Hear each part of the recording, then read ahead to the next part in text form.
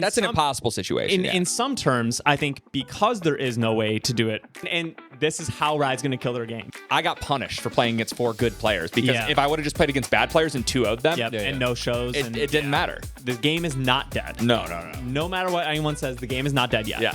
However, Merry Christmas. Welcome to our Riftbound podcast, episode 2 on Christmas Day. Happy holidays to all of you that maybe don't celebrate Christmas. How are you guys doing today? Good. We're not doing this on Christmas Day, luckily. Yeah, we're recording it before, but we're posting on Christmas. I'm Terry, by the way, your host. This is Isaac. Hi, I am Isaac. I edit this video, and so I can do stuff like this. Explosions everywhere. I hope I do nothing.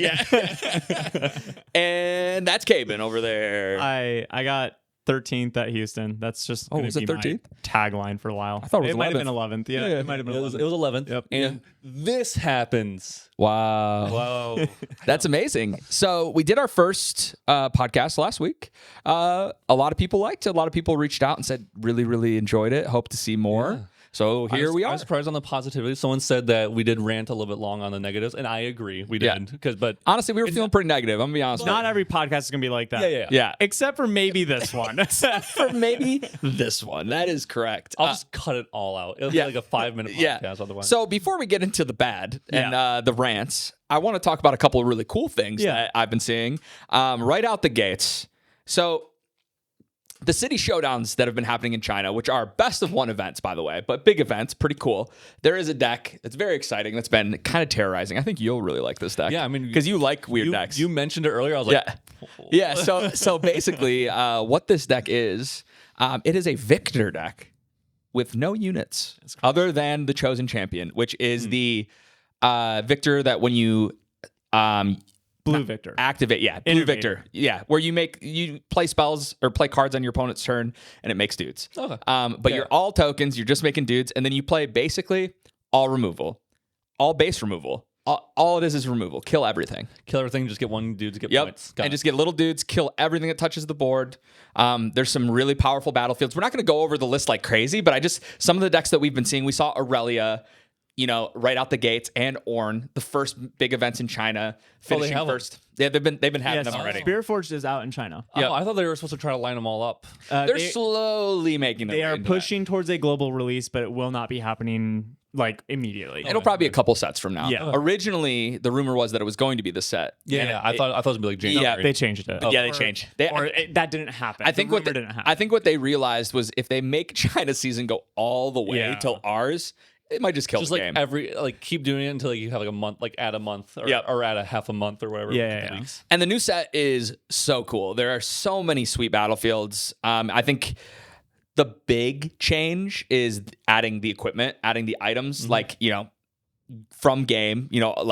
Those cards are now in the game. They're things that you can play. Kind of like in Magic, right? Make equipment and vehicles and things like that. And even if you kill the units, they stay on the battlefield. You can keep using them. So I was shocked that wasn't in set 1. Sure. When I was like, League of Legends trading card game, awesome. And then I looked at set 1, I was like, yeah, okay. Yeah. It didn't feel very League of Legends. Right, yeah. I want to, the battlefields are cool. Yep. Makes sense, right? Yep. And then obviously all of the units are great. Yeah, which is great. But where's the equipment? Yeah, they're Flash was in the game, which was neat, but that was the only one really. They don't have leveling up mechanics in this too yet, anything like that, or gaining abilities. I want to see that. I want to see if this kills something, something happens, or wins a combat, then you can.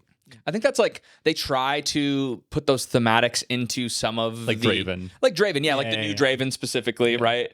Purple Draven. When he wins a combat, you score an extra point. Yeah. Or you score a point when you win a combat, and then when he loses in a combat, you lose a point. So, your opponent gains a point. Is that a thing? One or the other. It's the new one. It's the new Draven. New. I think it's your opponent gets a point. Yeah. But really, really cool thematics. Obviously, high risk, high reward Draven, right on the money. You see Ezreal, the way that he works, and super cool to see all the thematics coming to life. I mean, it is a video game and a trading card game. You can't make them exactly the same. And you probably honestly shouldn't. It was more of just specifically those items like Doran's shield. I was like, that just seemed like a missed opportunity. And they made it. And here they are. You know what? Yep. Good job. and the equipment are I think, going to start to dictate how this game gets played. From early things that I've seen, they are obviously incredibly resilient, and they turn every threat into threats. Yeah. It doesn't matter what you play. Yeah. Because now something enters, and you just pay to put more stuff on them. Does the They Victor turn deck, every unit into a threat. Yeah, sorry. Yeah. Does the Victor deck play those the items? Okay, never mind. No, I thought it'd be cool to just get a 1/1 on board and just like start stacking. And See, that would be cool. That would be cool. Nope. It literally is just mono removal. Yeah. It plays all the new removal spells. I feel like it's got to be decent to put like one of those in there. Yeah, I mean, I'm sure there's one that's not bad that you can put in there. That is something I want to touch on real quick. Is just we saw the Chinese meta for months happen with set 1, and even in the end of the Chinese meta, it was still pretty much just Yi and Kaisa. There were Misfortune, Victor occasionally crept in, but it was a dominated meta over there. And we're not talking about just the first 2 weeks of set release. It was essentially for all of set 1. Yeah. And so that made people really think it was just going to be the same exact way when it came over to the US. But any international format, community, whatever, outside of the US is going to play this TCG differently. It happens in every single TCG. What results you are seeing right now, do not take those as if they were, set in stone. I just see some people already talking about the Spiritforged meta as if it was like set in stone already, and it is not. No. Just a really quick disclaimer for those of you that might have not followed along with this is a brand new game, right? Riftbound, we're literally in set 2. So I just wanted to brand new game and a brand new people who've never been played in TCGs. Right. Yeah. So I just wanted to kind of disclaimer that yes, China gets the cards early. Yes, we start to see metas form. No, that does not mean it's going to be the same over here, especially for our tournaments. If you look at Houston in America, our tournament versus any of the Chinese tournaments, it is dramatically different.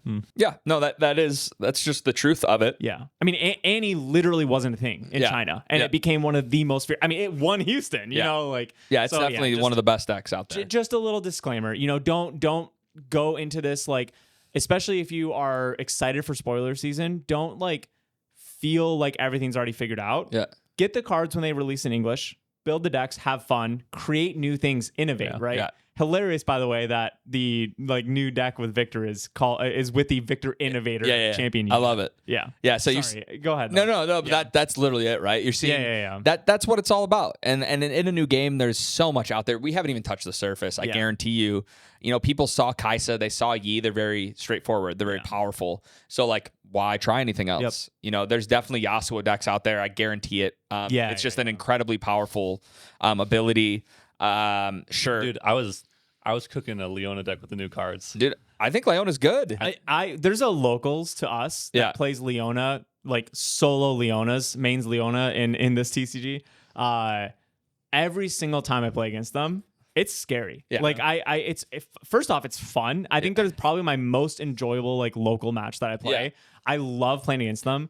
It's super fun to play the gameplay. But every single time I am sweating. It is really, really tricky. And I'm usually playing a deck that's good against them. I'm not playing Yi. I play Annie or something against them, which I feel like has a good matchup. And I'm just this is crazy. I actually feel like I'm struggling, and it's really cool. Yeah, there's a lot of stuff out there. We're like I said, we're barely touching the surface. Now we have a whole new set of champs or legends, I should say, that are coming in. So it should be very interesting. I mean, I'm excited to jump into all these guys. I know I have not been very quiet about being very excited for Ezreal, so I'm super. Don't know if it'll be good, but I love Ezreal, and everything that he seems to be doing is stuff that I like to do, drawing a lot of cards, casting a lot of spells. That sounds great. And so I'm excited to see where this new set goes. Yeah. And I hope it really does shake things up. Obviously, I think that legends like Kaisa are still going to be super powerful just because inherently, but now we have gold, which is pretty cool. Yeah. Gold is for power. You can stack it. Yes. So it kind of becomes like Kaisa ability. So it gives everybody that Kaisa ability potentially if you build it that way. So I think that is pretty interesting. Yeah. Because it kind of lets people catch up to that. Gears as well? That's a good question. I think I don't know if they're gear or not. Where they're typing. I Tokens. can't remember. They are definitely They're definitely tokens. They might be token gear. I can't remember yet. Yeah, I'd have to look that one up. And maybe Isaac will hear. Anyway. But as far as new stuff goes, we still have quite some time left in the set. But this is one of the problems as we start getting things that I want to talk about, because I think that we still have over a month left of the season. Well over a month. I think over a month. Yeah. Because our set doesn't come out till February, I want to say, like first or second week of February. Oh, yeah. Yeah, it is, because the Houston 25K is the last weekend in January. And it's still set one. Yeah, that's crazy. So you're seeing everybody like honing in on Vegas, which we'll talk about that in a minute. Yeah. But I think it's really unfortunate how we are seeing so many people basically just giving up on the set completely and going, oh yeah, like I'm done with set one. I'm just waiting for set two. Because there was only one official big event in this whole set, which is crazy. Yeah, for a game this size, right? And I know that there was a lot of factors that went into that. They weren't expecting to have a North American scene and all these things. But once they decided to, I know that they are doing their best to try to right some of the wrongs that they are doing to the competitive scene. I mean, in this day and age, we're in the golden age of TCGs. We've talked about this before in other podcasts. And to be an IP this big, to be a company this big, and to be swinging and missing so hard on so many things, it's very hard, because the precedent right now for competitive players is, oh, if this game isn't up to par, I'm just going to go play one of the 5 other games that is. Yeah. Where the pricing is all figured out. It's all great. Also, how are you swinging and missing? There are so many examples of what to do right. Yeah. So many other TCGs that are doing it correct. I don't understand. It feels like, what do they call it? Weaponized incompetence? Yeah. That's like what it feels like to me, where they're like, oh, we can just like shortcut and we're a new company, we did a couple things wrong, we'll fix it, don't you worry. Because they don't want to put the time and effort, maybe they don't want to pay the people, I don't know. Either that, or there's definitely a disconnect between the people that are making decisions, allowing, making the choices, and the people that understand how things should be but can't, like creators and owners. Right. Yeah, a little bit of disconnect there, something there. I mean, like that, and I want to bring that up though, because that is what killed Force of Will. I'm not going to do too long of a rant about Force of Will, but Force of Will a long time ago came out before the golden age of TCGs, and it was coming out and taking people away from every other card game. Like it grew faster than I think almost any other game at that time in history, but it fell on its face because the owners of that game, the people that were making the actual choices, chose to do bad decisions that the community didn't like, and it died almost immediately. So I always tell the story about, I was a big Magic player back then and traveled a lot for it, and all of my friends were getting into the game. And I was super excited. I played it one weekend. They came up to where I was in college. We played all weekend, and I was like, oh my gosh, this game, it's incredible. Like it fixes everything that I hate about Magic. Like, wow, I hope this game explodes. And they were all gung-ho, all in on it. Fast forward, this was like towards the end of spring semester before summer. A month and a half go by. I go, you know what? I'm going to go home this summer instead of staying up here because all my friends are there playing cards and traveling, playing cards. I can go stay with my parents. I got back. I was like, yo, where do I get all my singles for this game? Everyone's like, oh, don't worry about it. We don't play anymore. And I was like, what? Like, you guys were like telling me this is the best game ever. Like, we're going to be playing this game, blah, blah, blah. And they were like, oh, yeah, no, they created a format they created some decks and it destroyed the game. They just made bad decision after bad decision. And I want to just clarify, it wasn't hype. People were ready to play this, switch over as their main game. It wasn't just this new thing that there's a lot of hype in today's day and age when a new card game comes out. It wasn't like that back then, but anyways, that is definitely it would be very hard for a League of Legends TCG like Riftbound to just completely die. But I think there are some valid concerns about this game's longevity due to the actions that we are seeing from the company, more than just I don't like what they're doing. It is, if they continue to do the things that they are doing, they are going to kill their game and in some capacity. And we did talk about that, I guess, that idea quite a bit last week. But going back, you have something? Well, I was going to say, and I didn't even read it, but there was a Twitter post that they did recently, right? By some dev. Sure, there was. Multiple, actually. I don't know what those are. They want to fix a lot of things. I'm going to tell you that they are very aware at the top of the issues that are at hand. And last week we put out that we recorded that podcast. The day after we recorded it, one of the devs made that big Twitter post that you're talking about saying, hey, these are the changes we are moving towards. These are the things we're going to fix. And they talked about all of the things that we recorded the podcast. The next day, that Twitter post came out. And then the day after, our podcast was released, which was a little unfortunate timing, but we're going to address those today. I think it was, we recorded the day of they made that post. Yeah. And then we recorded the morning and then the night of. Yep. But it was good because it directly correlated with a lot of the things we were talking about. So one of the things that I do want to mention that was talked about in that post is venues. So I've seen a couple of people that just don't know how TCGs work, and this whole industry talk about, well, obviously there's so much more demand. Why didn't they just get a bigger venue for Vegas? Venue scheduling and everything is months out in advance. So even if they had basically, no matter how in demand Houston was, if 50,000 people wanted to play in Houston, maybe we don't know, they would not have been able to increase the venue for Vegas up to that size. So there is a reason that Vegas is still limited logistically, and it isn't something to be mad at the company about and be like, well, why aren't you just changing? This seems so easy, right? I think that's a lot of the people's frustrations. Why aren't they just getting a bigger venue? There is a logistical reason for that. No TCG would have been able to really handle that in a different way, outside of just forethought of, oh, hey, our game's really popular. We'll probably need more venue space. So it is still a swing and a miss in underestimating demand, but it is not something that is just easy to change like that. So hopefully for future events post Vegas, we will see a higher venue cap. Yeah.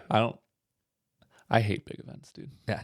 That's why I feel like I won't seriously compete in this game. Sure. Because I just want to deal with I remember 2,500 whatever, 480 person event or whatever. Yeah, back in the day, in-person Magic events, they don't tend to be that big anymore. But back when we used to have Grand Prix and things like that, in the heart of tabletop competitive card games. Yeah. Dude, I remember going to multiple thousand man events and playing 10 rounds of Swiss day one plus, having to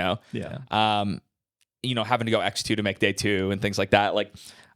It was crazy, and they were long days. There's some really cool parts about it. There's some cons about it too. So it just depends on what type of game you're trying to play. Yeah. If you're getting a Riftbound, be aware this is eventually going to be one of the biggest games, I think. Yeah. As long as they make good decisions. Well, and these are some of the issues, right? And we talked about people. I want to go back to, because we kind of went off on a tangent from it, but back to the fact that people are already checked out of set 1 into set 2. And I think one of the things I'm seeing is I haven't had a chance to go play at a skirmish yet.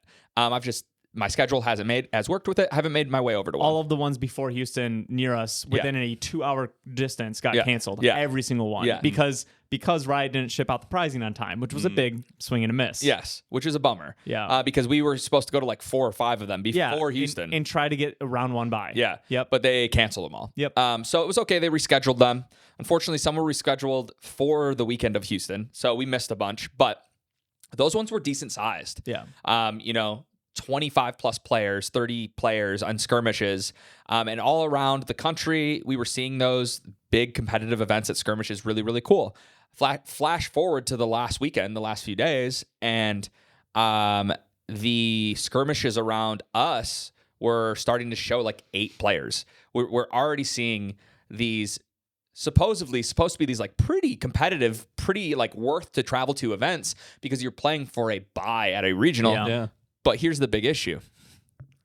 How do you get into a regional at this point? Yeah. And that's what we're going to talk about today a lot is our experience, the community's experience with trying to get into Las Vegas and kind of the big knee-jerk reactions that happen from the public, the community, how Riot clapped back, what they're trying to do to fix these issues.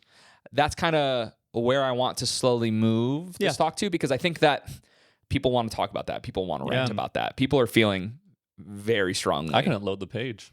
Yeah. I made it. So long story, but the link to buy tickets,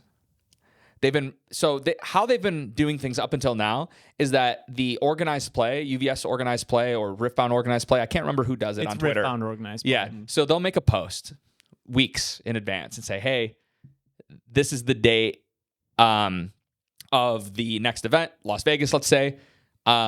Tickets are going to be going on sale sometime. Then they'll make a post that said, okay, on this day is when they're going to go on sale. Links will be posted. Yeah, links will be posted later. Then that day came along. 5 minutes after they were supposed to go on sale, the organized play made the post for Twitter. They were long sold by then. There was not a ticket in sight by the time those. So like the general public that were only utilizing that, no chance. Yep. Somebody had found the links because of the way that the UVS site that uses events is worded, the way that like all the HTMLs are. They were able to find the event that was passcode protected. So that link started going around. Someone posted that link in the Riftbound Discord in one of the chats. So some people had it. So people are waiting and waiting. It was also in the UVS Discord, I think, too. Maybe that's where it got posted. Yeah. But anyway, there were some people that had access to the code or to the URL before it dropped. Doesn't matter. It was passcode protected. People couldn't get in early. Yeah. But when it went live, everybody and their brother and their sister and their mom and dad and Santa Claus were trying to buy tickets to this event. Yeah. And did Santa Claus get in? I don't think so. I'm gonna be honest with you. I really don't think so because nobody. You've all been did. naughty. No. I wish, right? The site was not even remotely prepared to handle this kind of traffic. Yeah. So when we first joined playing One Piece, when it first came out in OP01, the original set, it was hype like this, right? One Piece is another giant IP, had a lot of backing from a big company. Here we go. We were excited. That's how we started this channel, to be honest. It's why we all got tickets to Houston. Yeah, you have the One Piece sweater on. Look, I do. My Christmas sweater. So that is why we all got tickets to Houston, because we saw the announcement saying, some information is going to be posted or something like that. Tickets will be. It did not say tickets. Oh, yeah, it said more info. It said more info will be posted. It did not specify links for tickets. Tickets would be on sale that day or whatever. But because we had our history in One Piece and we knew how crazy things get, we all were very prepared and aware to try to get tickets that day. Yeah. And so we saw the link go live from that tweet or whatever, or email, whatever. I can't remember how it went live, but we saw it go live. We immediately bought premium VIP tickets, whatever they were called, and we all got in.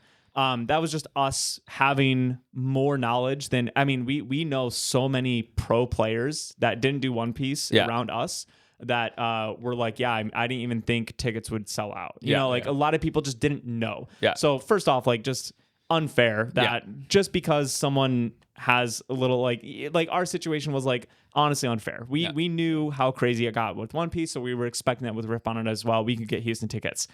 Vegas, everyone knew by this time. We knew it was going to be crazy. Every single person, unless you were joining in after attempt, if you never attempted to go for Houston, you heard Houston was cool. You're like, oh, cool, man, I'll try. Yeah. You saw the Houston stream and you're like, cool, this is a cool game. Maybe you didn't know, but most people in the Riftbound sphere knew this is going to be wild. So the traffic was just unreal, especially because at 11 a.m. or 10 a.m., whatever that was, everyone's hitting refresh, even though the tickets didn't technically go on sale for a few minutes afterwards or whatever.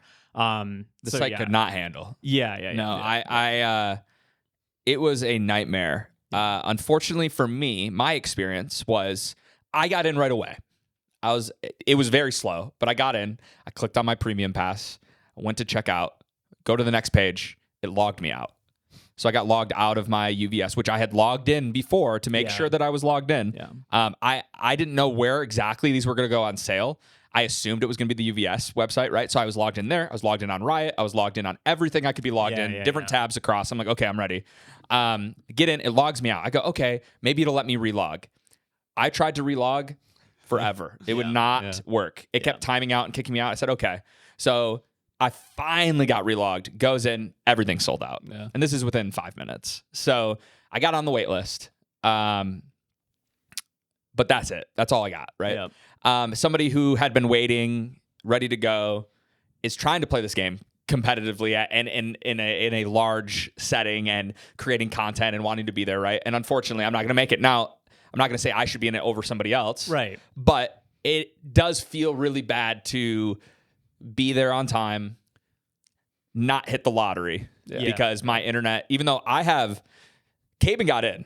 I have better internet than these guys by a million. I have the best internet that money can buy. I literally just got incredibly lucky. I somehow got a premium competitor pass, which before, so in One Piece, they also had different types of tickets that you could get. Yeah. And we had the strategy of just going for the most generic competitor ticket because the other ones would sell out so fast. It was worth it to go for the no frills package to try to actually compete instead of trying to get the better value. Because I got my premium competitor badge and I had told our friend group and stuff, our testing group and all that kind of stuff. Within literally 2 minutes, someone already made me an offer of like over what I paid for my ticket. Right? Like obviously it's very like market value worth going for these better tickets. But it is really unfortunate how quickly they went away. Now you can't sell your tickets. So that was one of the before we get into that, there's another, because you kind of briefly talked about it. I was probably getting into it.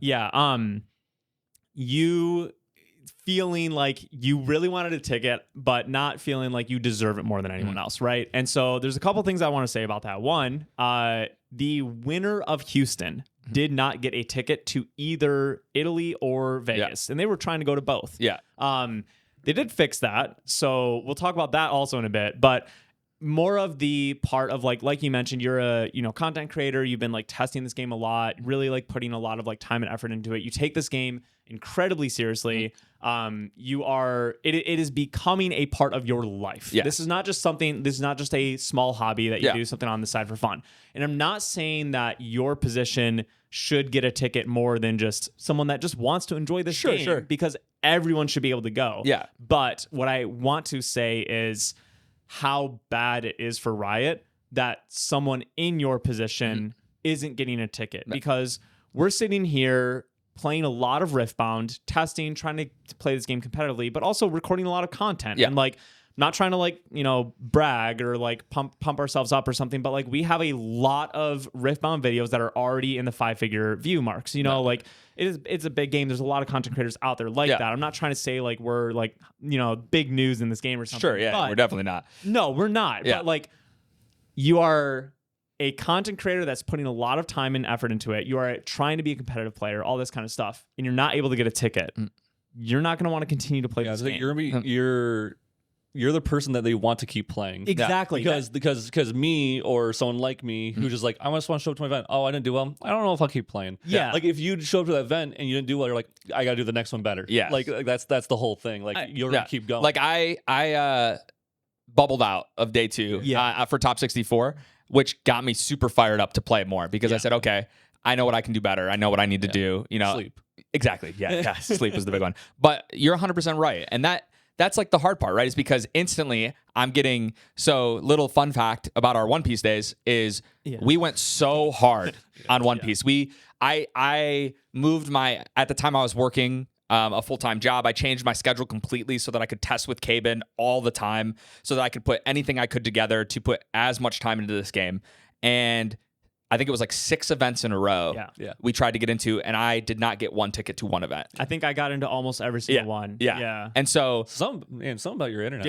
I think I'm going to start going to his house to buy tickets. Lucky. Yeah. So like that made me stop playing the game. A game that I loved, a game that I put hundreds and hundreds of hours that into. We were doing content for, getting views of 5-figure views of videos and stuff. And like, again, I'm not trying to say like we're like super important, but like when I was at Houston, when we were at Houston, we had multiple people approach us, tell us that they recognize us from our content, that they really enjoyed the high quality content that we're providing, all this kind of stuff. Like a lot of people were excited to see us at that event, and that was cool. And like that'll hopefully just continue, right? But like it won't. Because if you're not getting tickets, if both of us had missed out on Vegas, like we don't want to continue. I can't put in the time, the effort that we're putting into on a competitive scale, right? Because as people that play card games for a living, and that's what we do, you can't invest the time, the money, and the effort into a game that you can't even get into events. It makes no sense. Like it goes way back to what you said in the original podcast. Why wouldn't you just go switch to another game that has their stuff figured out? And so like that's just like 100%. What I want to mention is like, one of the things that they did is they are giving top 64 from Houston an opportunity to buy one of the extra tickets that they added. people are definitely very hot and Torn cold about that, yeah. Yes. It's a very I already got a ticket before they announced that. So I was top 64 at Houston. I would have been guaranteed a ticket. Obviously, I think that's great. Yeah.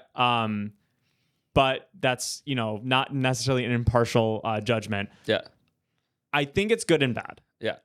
If I'm trying to look at it from a more like bystander perspective, it is important that they support people that are very invested into their game to try to continue to be there.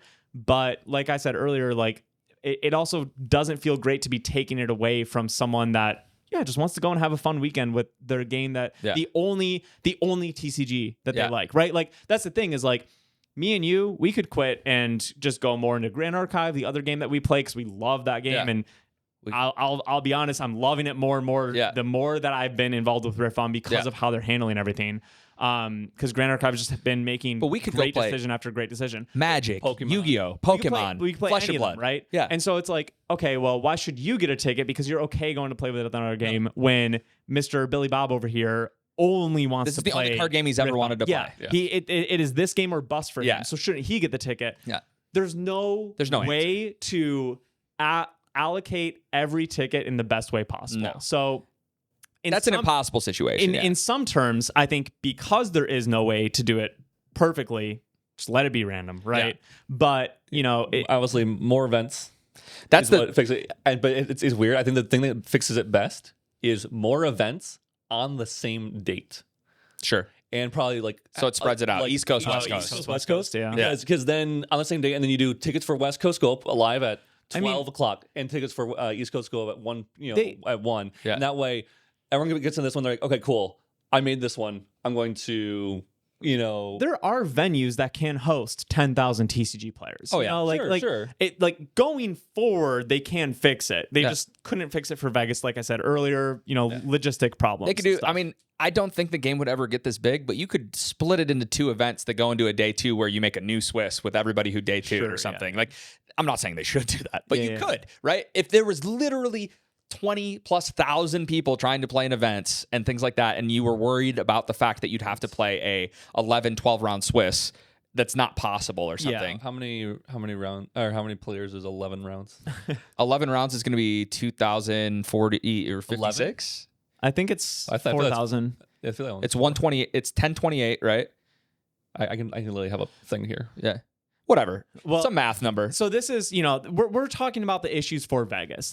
Going forward, they can schedule venues that are bigger. Yeah, right. 11 rounds is 10,025 to 2048. 12 rounds is 2049 to 4096. We might hit that one day. Yeah, 100%. I think we could. And that's the kind of stuff that we might see that. Yeah. And so now your issue is, okay, now we're back to how are we doing 54 minutes in between of overtime? Yeah. It's not possible, right? No. We in this event we just played with 1,300 players, the talk that was going around at the end of the day was, hey, we might just not do the 9th round. Yeah. What? Which is crazy because not knowing that information before the tournament dramatically changes your tournament run, because you might be sitting there being like, okay, I can double ID and get in.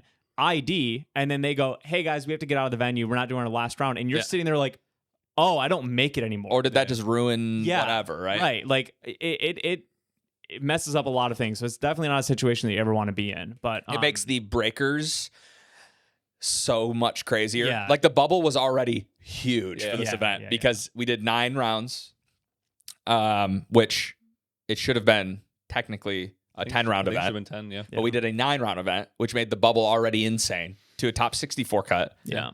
Which should have been an 11 round.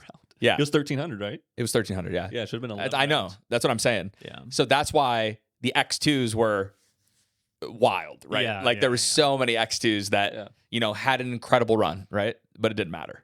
And so that was a little unfortunate. But those are the little things, right? We'll get those fixed. I'm not worried about those. The issues that I'm worried about is actually physically having these events and people getting into them. Yep. Because the fact that the only way to get the link that most people thought for this was a Twitter post, or X post, sorry. I showed my age there for a second. I don't know if anyone... Never mind. Yeah. There's probably some people. I think everyone still calls it Twitter. A lot of people do. But this post, this was the only spot a lot of people knew where to get the link.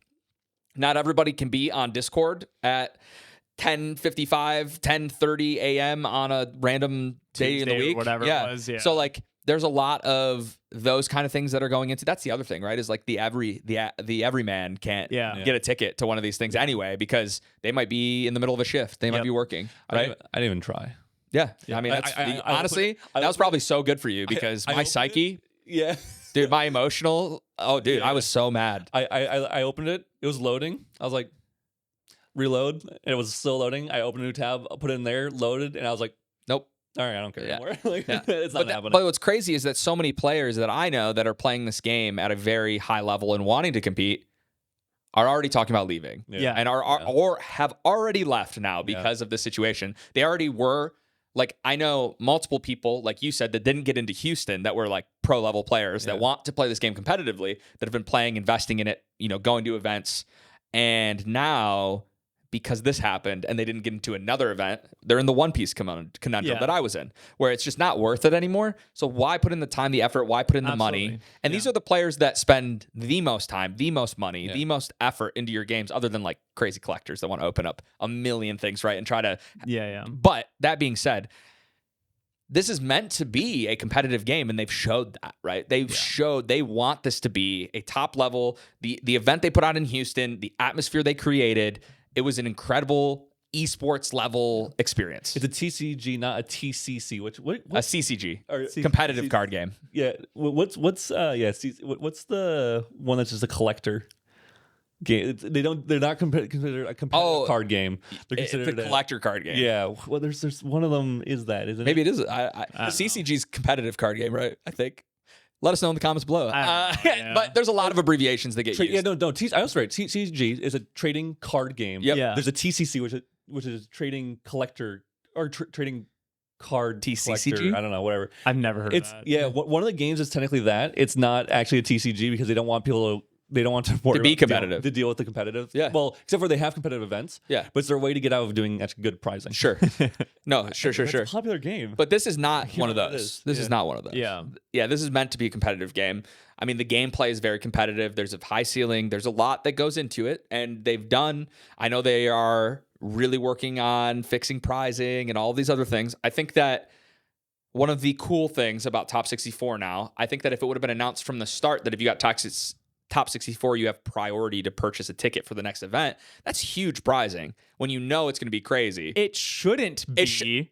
And that's the thing, right? Is it shouldn't be. Like, it's wild that it is big prizing now for Top 64. Well, you know what would have been crazy is if they allowed everybody to continue selling, because then it is worth it. Because now you got Top 64, which means you get a competitive badge maybe. What I don't like is part of the environment that this is starting to facilitate is the opportunity to buy things from them is now becoming a prize. Yes. Like, Top 64 being able to give them $610 for a premium ticket if they want it. Actually, I don't even know if they're getting premium tickets. They're probably getting standard tickets. Yeah. But like being able to buy something from them is now a prize, essentially. Yes. Part of the premium thing is that you get like 2 boxes for that ticket. Yeah. And then you get the ability to buy 2 more boxes from them that's literally a perk of their ticket is you can spend more money with us if you want. Yeah. I do not like that type of that's kind of environment. Like, that is just starting to... That's just got some issues. You know? It's CCG, by the way. It's collector card game. TCG is trading card game. Oh, so it is CCG. For some reason, I thought it was competitive card game, but I'm in for collector card game. It makes more sense. But that is an issue. Yeah. And it makes it feel very money grabby, right? Does. That's all it is. 100%. Yeah. And so, like, my wife, I've been telling her about some of this stuff as it's been happening and stuff, and she's like, that just... I don't get a good feeling about this at all. We're starting to get... So, like...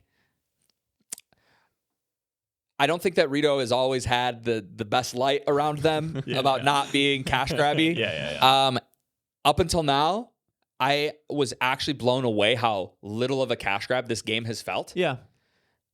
But now it's starting to kind of go the opposite way. And I think they're starting to see the money signs. So, I mean, also, let's talk about it, right? $300 for a premium ticket for Houston. Yeah. $500 for a premium ticket for Vegas. Yeah. With a box added on. Yeah. No uncut sheet. Yep. And also a $110 VAT, which is that getting refunded? Because that's technically illegal to charge I in don't the know. US. I don't know what's going on with that. I don't even know what that is. It's a international tax essentially. Yeah. Which I don't know that we won't get into that one. besides the point. Yeah. But we still saw an almost 100% increase on ticket price, which is crazy. Very money grabby feeling when they're like, oh, well, Houston tickets sold out that fast. Yeah, we can just increase the price and not give them much more for it. So it just another feels bad thing. Yeah. If you want to make that the ticket price going forward, fine, but fix some stuff. You know, like the fact that people were able to just bot this thing. Yeah. And buy, like, there's multiple people on social media that are selling 10, 15, 20 tickets right now, asking double what it costs, and they're selling the going price for. But I thought you couldn't sell. So Riot. At first you could. Yeah. So Riot did quickly, to be fair, make a post about how this experience went. It was faster than I expected for like an official response. Yeah. And one of the things that they did change was, now you can't sell the tickets, which has some pros and cons. I think the reason that they did that so quickly was because they started seeing how many accounts were selling 20 premium competitor things for $3,000 each and stuff. And they were selling it. Like I mentioned, I bought a competitor badge for $610. Yeah. And someone offered me almost $1,000 immediately. Yeah. And I was like, no, you know, like absolutely not. So I think that is one of the reasons that we saw such a quick response from Riot was because of how out of hand some of the bots were going. But there's some pros and cons with that. The pro is hopefully this means that for future event releases, only people that are trying to actually go to the event and compete are buying tickets. That is definitely a pro. You're not having tickets get scalped, which is not a thing that you want for your game, especially when it is having this amount of issues with attendance. But the huge con right now is that those players that missed out on Houston because they didn't understand how big the demand was, they bought a ticket if they really wanted to go. Yeah, they paid more than it retailed for, but they were still able to go. Terry cannot go to this event. He could spend $10,000 and have gone to Houston if it needed to be that much. You cannot spend any amount of money to purchase your way into this event, which is good and bad because it takes away from the scalpers, blah, blah, blah. But like, I mean, it doesn't matter how much you want to be into this game. You can't be. And so that's definitely a huge bummer. That is the big issue. And I wish there was a good way to do it. I think the way that they are handling it is very aggressive, and I respect it. I actually think that long term, it was the right decision. And I think even as somebody in my shoes can respect what they're doing, I've come to terms with the fact that I will most likely not get a ticket for Las Vegas. But because at first, I was incredibly upset about that. I was very frustrated because of just everything, right? The amount of time, effort, what I want to do in this game. It felt like they were taking away your only opportunity after an incredibly frustrating experience. Exactly. And so like that happened. But then when they answered with this back, and all of a sudden I started seeing the posts of people complaining that I bought 18 tickets and now I'm stuck. Now I can't sell them. And I literally crazy. Dude, I got very happy. Because I would much rather them do Las Vegas and it be a train wreck because half the tickets aren't real. Vegas is only going to be like 500. So that's what people were joking about. They were like, "Oh, Caben, you got a ticket to Vegas? Cool." Before they even announced nice top 64. That top 64 got tickets. They were like, "Yeah, I mean, the winner of Houston didn't even get a ticket, so it's just going to be you and a bunch of bots. You're going to win." I was like, "Nice," you know, literally. But that is what it was. And so like, sure, tickets were getting exchanged right out the gates, and you were able to change the name at first. We'll see what happens with all of that. It should all line up correctly. I don't think there's much that they can do about it, but the people that, like the address, the people that were charged, their stuff is still on it with a different name. So I don't know what's going to happen with all of that. Hopefully people that purchase tickets before the change are still able to use them, or else it's just really messed up. But honestly, at that point, I guess it is what it is. Make it, make it so those people who have 18 tickets, well, I'm fine. Actually, I don't want those people. People who like bought like 4 because they bought them for their friends or something. Yeah. So let's say they can, because this would retroactively help the other people though. But they can transfer, but it's only a spectator. Yeah, there you go. You paid the money. So people show up to the event and do some side events. Yeah, and buy your merch and buy your whatever. Crazy thing is, I couldn't even get a spectator pass. Yeah, spectator badges were being flipped. I assumed. Yep. Yeah. For hundreds of dollars. Yeah. Just to go. So this is definitely one of those things that a lot of people feel hot and cold on, right? Yeah. And I do think that this was a correct decision. Like, it is going to help the long-term health of this situation for sure. It sucks in the short term, but it is the right thing to do. Giving top 64 tickets, that's a little more hot or cold. I don't think that there is a clear they should have done this or they shouldn't have done this. Like, it is. Mike, okay? No, we're good. Was my mic off the whole time? No, you're good. Okay. Nothing's wrong. I was worried something was wrong. Okay. He just had to check. I definitely think first place for sure. If you win Houston and then you can't even get into Vegas, top 8. That's pretty messed up. Yeah, like I think it maybe should have been top 8 or something. Yeah. I think 64 might have been Maybe too like big top of a 11. Yeah, maybe just top 11. Bro. I think 64 might have been too big of a pool, but like you said, it unfortunately is almost prizing. Yeah. And they didn't give prizing to top 64. And so it's fine for this event. Yeah. Do top 64 because that'll fill in the gaps for all the bots. Yeah. Yeah, it's bad. It's but like you said, yeah, it's weird to give that as a prizing, but like for instance, our buddy Neelix didn't get a ticket. Yeah.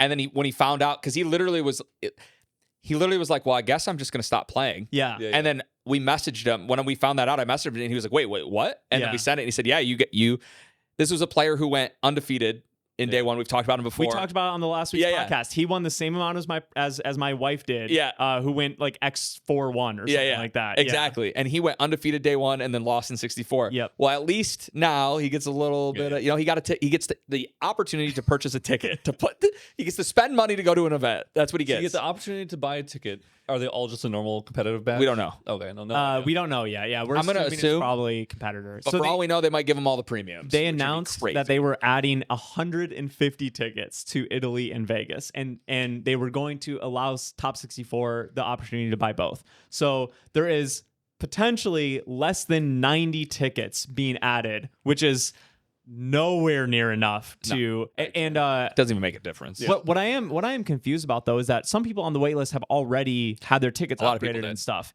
And I think you could refund. Oh, because the people who bought 18 tickets refunded all their tickets. Gotcha. Yeah. Okay. Because I think you could still refund right now. Gotcha. Okay. So we're gonna maybe see 90-ish more tickets be available to waitlist once they give the top. The crazy thing is people. So they haven't announced how they're doing waitlist. Yeah. But I have seen people that are like, yeah, I got on the waitlist an hour after they sold out, and I got my ticket. I was on the wait list a minute after it sold out. And I haven't gotten any. So it's randomized. I think it might be random, like lottery draw for wait list. Which is stupid. Which is wild if that's what it is. I cannot confirm or deny that's what it is. Why couldn't you just make 1 billion bot accounts and join the wait list and have more lottery entries? It should definitely be time. 100%. So I don't know. That's crazy. But I have heard that happening with there was a big conversation about it because the person was like, yo, I got my wait list. And someone was like, dang, like, how close to it selling out did you get it? He's like, I don't know, maybe like, I think he said literally like 45 minutes after it sold out. And people were like, that's crazy because I literally had the premium badge in my checkout and wasn't able to check out, get on the wait list, and I don't have a ticket. The funny thing too is like specifically for Neelix, right? Yeah. Neelix is getting the opportunity to spend a bunch more money to go to this event, right? And let's talk about the prizing. They didn't really increase pricing. Top 64 is still at the moment getting nothing from Vegas. So literally they're going, oh, you got top 64 at our last event. Do you want to spend more money on us, on our ticket, and also flight, hotel, all that kind of stuff to come to our event, maybe go undefeated in Swiss Day 1 again, lose your first round and lose money on the event again. Then you could buy another ticket. Well, the competitor ticket was like $100 this time, wasn't it? They increased the price. They doubled the price of that. Yep. So like, that's wild. Yeah. It feels very cash grabby. It 100% does. Because what do they get? Nothing. Right? So like because Las Vegas is expensive. Yeah. One of the things that we were hoping got added was a day 2 prize card. They did announce top 32 is getting an Ezreal Is it Ezreal and Botrick or just Ezreal?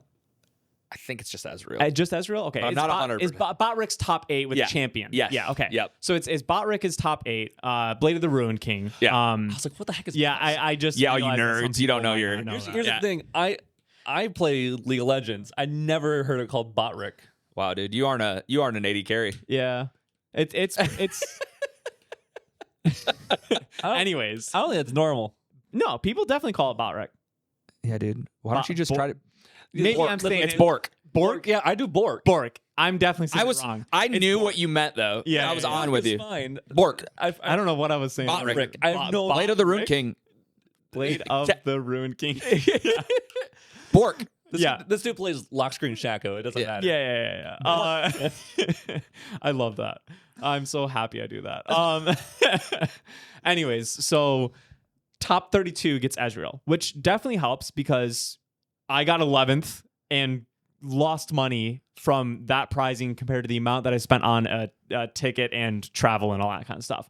So I got 11th in Houston and lost money overall compared to everything. I did make profit because I got like an RE medal card from the prize walls, but that was not something that was something extra that I did, right?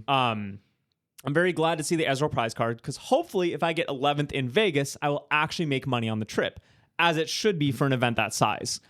But why is it not top 64? Why are you still punished for going undefeated in Swiss and losing one single match in the whole thing? Like, And they have said that I don't know if they said it's single elim. That's why I do not know. Okay. I do not know for if sure. it's top 64 and not single limb, then that's fine. If little it's top better. 32 and then not Yeah. single limb. Yeah. Then that's fine. Yeah, that's a little better. At least it gives you a chance. Okay, Yeah. okay. I won't lay into them too hard for this then because I was not like, yet, at least. because I was Next like, podcast. this is a change that was in your control. Yeah, you can't change the venue size. You can absolutely increase the prizing, What is this? especially when you increase the ticket size. Yeah. The ticket Doubled amount. the ticket. Yes. When is this event?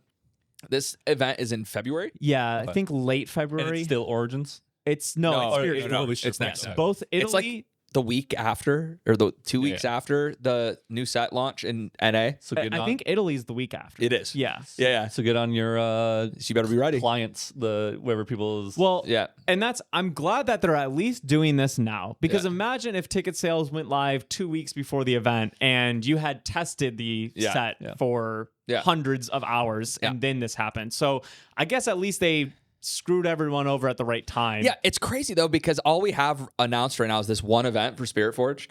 And so for me, that can't make it to the main event of Spiritforged because I didn't get a ticket. Now I'm like, okay, well, I guess I'll just play next the third set. Right, which sucks because you said still there's only one? As of right now, there is only one event in NA. No, what for are the they set. doing? That's wild. Yeah. I'm assuming they have to announce another one. I don't know. They'd if have they to do will. it pretty soon because there's only a few months per set. Yeah. And because they are trying to get everything closer to a global release, I'm guessing the set's going to be a little shorter. Yeah. So that's what I'm saying. There is some things pretty that bad. Yeah, Because- that's how you kill your game. I know. That's how competitive players get away. Because even you, Yeah. who is invested enough in this game, frankly, because of content, I think if we did not do this content for these YouTube I'd channel right already now, be gone you would be probably, gone. which sucks. 100%. It sucks because I love this game. And this is how Riot's going to kill their game. Yeah. Yeah, because people, but you are going to try to stick it out. Title of the thumbnail right there. Yeah, this is how Riot's killing the game. Yeah, going to kill their game or whatever. But the thing is, you have groups of people. You have the group of people that got tickets still and are going to continue to play. Great, that is the minority. Yeah, you have people that didn't get a ticket. Say, why am I even trying? Bye. I'm out. I've quit your game now. And then you have the people that are going to say, I'll give it one more chance, right? And people like you that have another reason to stay in, like content or something like that. But the really crappy thing is, even if you get into set 3, you have to play set 2 still because you can't go to Orlando in set 3. I'm making up that tournament location and try to compete and win if you don't know what set 2 does. So you literally have to learn, test, and play set 2 for no reason, essentially. Other than for us, we got content at least. Content, yeah. But like if I wasn't, I mean, content creators are the minority of the pool, right? Yeah. Like you're in a very, very, very niche situation. Which, I mean, like that's another thing. Why would I all the way back now to the skirmishes? Yeah. Why? Yeah. The heck would I go out of my way, waste one of the days of my weekend to go play in a skirmish to maybe win a skirmish, right? Because a lot of these are obviously Swiss and then top, which is fine. That's how it should be. Go play all of that, try to win, get a bye to a regional that I will never go to because I can't get a ticket. So the only thing you're actually winning from a skirmish right now is a round 1 bye at a regional qualifier. So this happened at the skirmish that I just attended. 8-man skirmish, by the way. Yeah. I was expecting 32. Yeah. When I saw that there was only 8, I was like, what is happening? And then we talked about it afterwards. I said, okay, this makes sense why skirmishes are dying, essentially. 8-man skirmish, I am about to lose in one of the rounds, and my opponent was like, oh, well, should I scoop to you so that you can get the bye since I know you have a Vegas ticket? They already had a bye. Yeah. I was like, no, we're not going to do that. Appreciate it. Let's just play this tournament legal, right? Yeah. No sketchy stuff happened, but they were thinking that because they already had a bye locked up. I don't think they're going to Vegas, so it would have been their second bye. Yeah, they didn't get a ticket to Vegas. And to them, they were like, I don't even know if I'm ever going to be able to use a second regional bye. Yeah. So why would I give it to you? And that is an issue because that's now starting to affect your tournament integrity. Yeah. The reason I said no is because we're very competitive players in a lot of TCGs. We try our absolute best to always have tournament integrity. Yeah. And someone giving me the win to try to get me a bye just didn't sit right with me. So I was like, no, it's fine. But this is definitely a situation that's going to start happening. 100%. A bunch of people at skirmishes around the world are going to go, I'm not even going to the next one. I don't even know when I'll be able to get into regionals. I'll sell you this win or give you this win. And now we're just getting into this really sticky situation. It's creating another environment that we don't want in this game. There are a lot of bad environments being created. Yeah. We were already bringing the ability to cheat into having game win percentage as your main breaker. Yeah. And now a game this big with this many players that is trying to be competitive on the level that they are needs to always be thinking, are people going to cheat this? Yes. Are people going to abuse this system? Are they going to abuse this system? Yeah. Can they cheat with this? Because the answer at a game this big is yes. Well, so this is one of my frustrations because personally, I have decided I am probably not going to be taking this game hyper competitive. Mm-hmm. I'm not going to be trying as hard for Vegas as I did for Houston. Mm-hmm. So I'm not expecting as good of a finish. That being said, I'm probably going to be going for metal card because we've seen metal cards be very, very pricey. Yeah. They have announced that there might be some changes coming to this soon. Yeah, so I'm pretty sure they were announced that those were not one of ones. I do think they announced that those weren't one of ones, but we don't know exactly when they'll be again. Yeah. Because it might literally be Vegas has them again. Yeah. But then after that, it's then Spiritforged and then the next it could even be Vegas has Spiritforged and World will have all of them. Yeah, something like that. They could still be very, very limited. Yes. But where I'm going with this is we know that that's a worthwhile prize going after, even if they go from, some of them were selling for $40K or something like that. That's the low end if it makes you feel better. Those cards. The big metal cards. Yeah, we're not talking about the wall. Those have not been announced. We're talking about the best of. Yeah. These are the best of So cards. Because even if they're not going for $40K, even if they end up dropping all the way down to $5K because they do them every single event, I would rather, frankly, chase one of those than putting in the time and effort needed to try to get a top 8 finish. Come with some really sick deck that is not going to win the event. Yeah. It was and put all your time and effort into that. Yeah. I think a lot of people feel this way. If I knew how Houston was going to go and how much the prize cards would have gone for, I would have been playing Garen. Yeah. I would have been playing Garen. I would have been on Leona or Lux. I would have tested half the amount that I did, and I would have just showed up with Garen and tried to win that. Yeah. Obviously, I think a lot of people would have felt that way. It obviously would have been a lot harder to imagine how Houston would have looked. I think top 64 would have been half meme decks. Yeah. Literally. Anyways. Well, when you're best of prizing that you can get for having a losing record if you're playing the right champ is worth 4, 5, 6, 7, 10 times what winning the event is worth. Yeah. Why wouldn't you just do that? Or at the very least top 8. Yeah.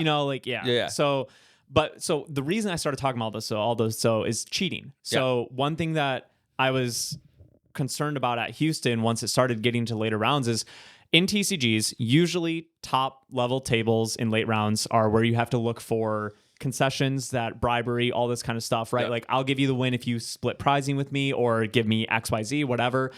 There's not really a reason to do there is no reason to do it at lower tables in a big event. For other TCGs because they're not getting anything. However, for Riftbound, we are now starting to see prizing that is worth more than top 8ing being given to players that are on table 300, right? Yeah. And so now you have to be watching 100 times more tables than you have to normally. Yeah. So I'm hoping, as someone that is going for a metal card in Vegas, and as someone that is not going to be attempting to bribe my opponents and cheat, yeah, I'm very much hoping that they will have some sort of system in place to attempt to watch out for that, because I'm going to be very frustrated if I sit there and try to that's not a word, try to compete with integrity and win a metal card, and I'm getting beaten by people that are just cheating and bribing. Sure. Because there is no enforcement for it, because there was no enforcement at Houston for it. Let's be real. And so that's something that I really wanted to talk about and hopefully put a bug in their ear and say, this is something you really have to watch out for. Even match reporting. There were people that were match reporting 2-0 wins instead of 2-1 wins to attempt to fix their breakers in case of ties to get best of prizing and stuff. Yeah. So, yeah, I mean... And to be fair, on that one is up to... The reporting is definitely up to you as an additional player. Someone did that against me. I caught it. I reported it. But some people aren't going to check. Yeah. Some people they lost and they're like, they're grumpy. Whatever. Or it's the loss that gets them out of the tournament. If you're grumpy about it, this is a bigger reason to stick it to them and make sure it's corrected. But, I mean, there's going to be people that lose, and it's the loss that kicks them out of the tournament. They're not going for a prize card, whatever. They're just like, whatever, I'm just going to drop, be done with this. Yeah. They drop. They don't care. So they're not going to report it. And frankly, those are the ones that cheaters are going to know they can get away with and are going to do it on that one. So, yeah, it's up to the player to catch it, but it's still that's why game win percentage should not be the main breaker. It's crazy that it shouldn't be, because you get rewarded for playing against people that either A, don't show up. Like if you lose early and you're on the X2 and you just end up playing by whatever reason, every single time you play is somebody who rage quit and left and they don't show up to your matchup, and you start the tournament 1-2 and then you get 6 no-shows in a row. Your breakers are going to be way better than everybody else's because you 2-0'd everybody. Yeah. And you didn't even play a game. Yeah. So, that's crazy. Yeah. And I don't know how they would enforce, someone reporting 2-0 when their opponent rage quits and their opponent not catching it. How would a judge or anyone else really know on a mass scale if that reporting is correct? So they should definitely change it. Felt really bad to me. I'm going to tell you right now. Yeah. Being somebody that was on the bubble, that my only 2 losses were 2 people that made top, and then 2 people that I beat were also in top 64. So 4 people that I played, and they were all 2-1s or 1-2s. Yeah. I got punished for playing against 4 good players, because if I would have just played against bad players and 2-0'd them, and no shows, it didn't matter. Yeah. I did better. My breakers are better. Yeah. So that was super frustrating. Yeah. That because I played against better opponents, I'm getting penalized. Because frankly, with the metal card value and everything, I think if you wanted to go to Las Vegas or Houston, retroactively, if we could, you could literally show up without any testing or whatever and sit down and just play the gamble lottery system of, did I get paired into someone going for metal card? Cool, I'll just offer to concede to them 0-2. Yeah. Right? And because it's good for them. A 2-0 win is I'll pay you money for that. That's really good. But if you don't go by game win percentage, that's not really a thing anymore now. No. Because then you're going to be like, oh, well, you've lost every round. It doesn't, I'm not going to, it's not as good, you know? And so that system becomes harder. But some really weird stuff. Yeah, but I mean, frankly, if they keep with the game win percentage, it is a possibility for someone to show up and just have the intention of trying to make money by scooping to opponents. Yeah. That should not be something that someone even considers in your game. If they weren't considering now, they are now. Yeah, I know. But if you're 0-3, 0-4, you should not be able to scoop to your opponents for money. Yeah. That's your game's got some issues for that. Yeah. So definitely some things that have to be changed. I think game win percentage should go away, and I really hope that they are watching tables like a hawk throughout all tables throughout the event. You have to, frankly, if you're going to do best of prizing with metal cards, you have to hire more staff than other tournaments have. Yeah. Because you need to watch more tables than other tournaments need to watch. They only need to watch the trap tables. You need to watch all tables. Yeah. You need more staff. Yeah. Wow. Sorry. Big rants. No, that's what this is. That's what... There's so much stuff that we're not even going to cover. Yeah, today. Yeah. No, 100%. I wanted that's in the spirit of Christmas. Yeah. That's our Christmas present to you, Riot. To have less of a rant. Yeah. But it stinks because this is a great game. I really believe that. I think that they have everything in their corner, and this event, Las Vegas, was kind of make or break. I feel like I said, for me, I'm kind of glad that they're not allowing people to sell tickets, even if it makes Vegas a train wreck, because hopefully moving forward it will fix it. Yeah. But if it doesn't, I don't know how long people are going to be putting up this guy. How long are people going to be having these rants talking about this game? Because I'm telling you, pretty soon I'm not going to care about it anymore. Vegas was definitely it was and wasn't a make or break. Yeah. You know what I mean? Like I will say, I do feel like every card game has a make or break point. Yeah. Yeah. Apparently, it's pretty early on for this game. Yeah. But like Grand Archive had that. FTC was that. Yeah, no, for sure. And you know what? They handled it better than Riot is right now. Well, they need to figure it, because it's not only skirmishes. We're already seeing locals with 8 or less people, with the biggest IP card game that at the start locals was 40, 50. Locals were capping out. Every week. Many locals across the nation that you could not get into because to be fair, have we double checked on this is still the case, or is it just like a Michigan? No, it's everybody's talking about it. Yeah.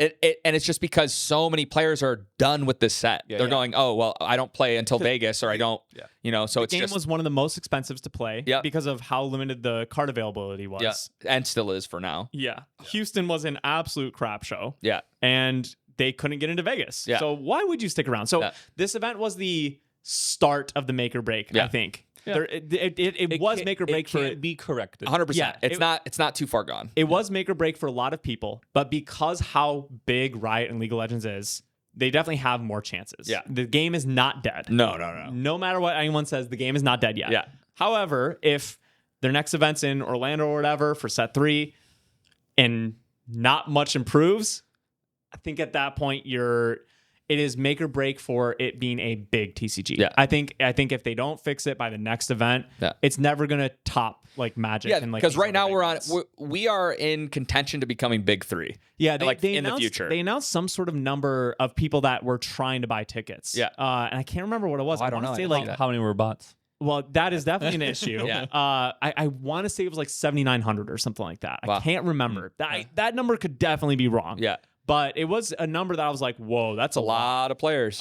Because the dev that announced the Twitter post about like not being able to resell tickets and stuff, he mentioned that number in there. And I was like, that is a lot of players. I just remember I was like, wow, that's like crazy. And all of this being said, I want to say that the devs, like you said, jumped on this right away. They said this is not acceptable. What happened with this launch, everything was wrong. We're going to do everything we can to correct it. So if you've made it this far and we've ranted about everything, I want you to know that like, the devs some care. Good things. Yes. Well, yeah. There's a distinct between the devs and creators. Yes. And the owners. Yeah. Yes. And so is always the case. Yes. So they want to fix everything. Yeah. They are. I candidly had a conversation with a dev over the weekend for over an hour and a half about this kind of stuff, and they want to fix things. Yeah. They love this game. They believe in this game, and I know that the general public does too. And so that's why I want to see this stuff get fixed. I want to play this game. Yeah, they have made some good decisions and some like quick responses and stuff. You know, like the health and safety thing about the metal cards on Sunday at Houston. You know, like that was a big win. You know, like not allowing that type of stuff to happen was huge. You know, they've addressed some things. That's why the spectator badges sold out so fast. I totally forgot. Yeah. I heard a rumor, and maybe this is true. Yeah. And maybe this is why people who have on the wait list weren't able to get a ticket. I heard a rumor that you had to buy a different ticket to be on a wait list, to be put on the wait list for other tickets. Oh, weird. I don't know if that's true. I have any validity behind that. But I heard multiple people talking about that, and then I went, well, I'm never getting into this event if that's the case. But like I just got it said I'm on the wait list. You know, I got the confirmation and all of that. And like I just don't know what's going to happen. There's a lot of question marks on everything that's going on right now. So anyway, guys, all that being said, happy holidays. I think that for this week, we've ranted enough about our Riftbound. podcast in the future will hopefully be a lot more positive focused. There will always be a rant. Yeah. We always got stuff to say. This guy likes ranting. I do. Yeah. And I mean, I think that in order for this game to improve right now, it needs people to be this blunt and this upfront about how they feel. Yeah. And people who have a platform, although ours is not very big, it is bigger than most. Yeah. And we need to be pushing this concern. Most in terms of other Riftbound content channels. Oh, yeah. We are still a very small channel. Yeah. No, but I just meant So bigger than the subscribe. average person. So subscribe. The average person that goes on X/Twitter and says, I hate this game. I had a bad experience. Right. We have a bigger platform than them. Right. And so hopefully this reaches some of you guys and strikes a chord. And also, some content creators are not going to want to talk bad about Riot. Yeah. We don't care. We want what's best for the game. Yeah. And so what's best for the game is to say, hey, you're doing this wrong. Yeah. Here's why. Yeah. And bring a little bit of a voice from that community. 100%. So hopefully we get to see some improvements. Yeah. And that's the hope, right? We like this game. We hope to keep making content and playing. If you like the content, if you like these podcasts, we'll keep doing them. Then But like also the video. Like the video, subscribe. No, but we do gameplay pretty often. People have seemed to really like our gameplay. So if you like that and you want more content, another way you can support the channel is checking out our Patreon, like our $100 patrons, Jun and Dave. Yeah, and for those who don't know, the availability to get, or the cost to get extra gameplay, is cheaper on Patreon than it is on YouTube, because YouTube charges and takes a large cut for their YouTube memberships, less than Patreon does. So if you want it at a cheaper price, definitely do it on Patreon. And you can get more exclusive content there. High quality gameplay with hand cams, everything. Yeah. So we try to make it good. Yeah. Let me know if I can improve on anything too. But thank you guys for hanging out. We'll see you on the next one. Peace.